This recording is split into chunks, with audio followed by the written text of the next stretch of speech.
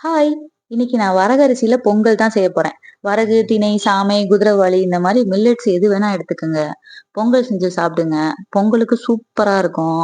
பொங்கல் பண்றதுக்கு 3/4 டம்ளர் வரகரிசியும், ஒரு 1/4 டம்ளர் பாசிப்பருப்பும் எடுத்திருக்கேன்.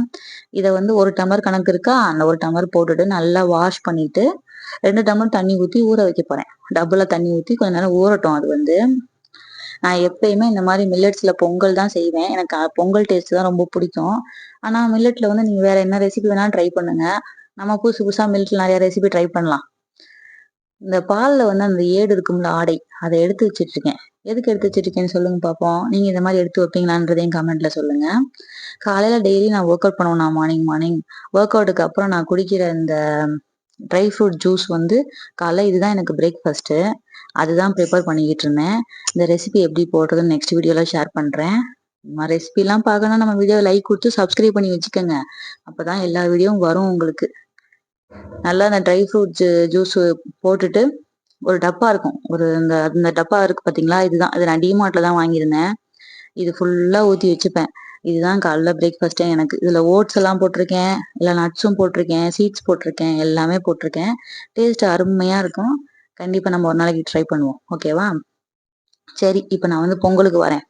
பொங்கலுக்கு ஒரு குக்கர் வச்சுட்டு ஆயில், கீ, பட்டர் எது வேணா போட்டுக்குங்க.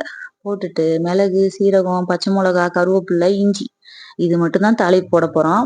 முந்திரி பருப்பு வேணா நீங்க போட்டுக்கோங்க. நான் அதெல்லாம் எதுவும் போடல.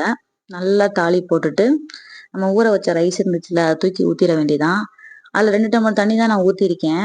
எக்ஸ்ட்ரா 1 டம்ளர் நான் ஊத்த போறேன். கடைசியா அந்த பவுல அலசிட்டு 1 டம்ளர் எக்ஸ்ட்ரா ஊத்த போறேன். அப்பதான் பொங்கல் நல்லா குழஞ்சு வர்றதுக்கு கரெக்டா இருக்கும்.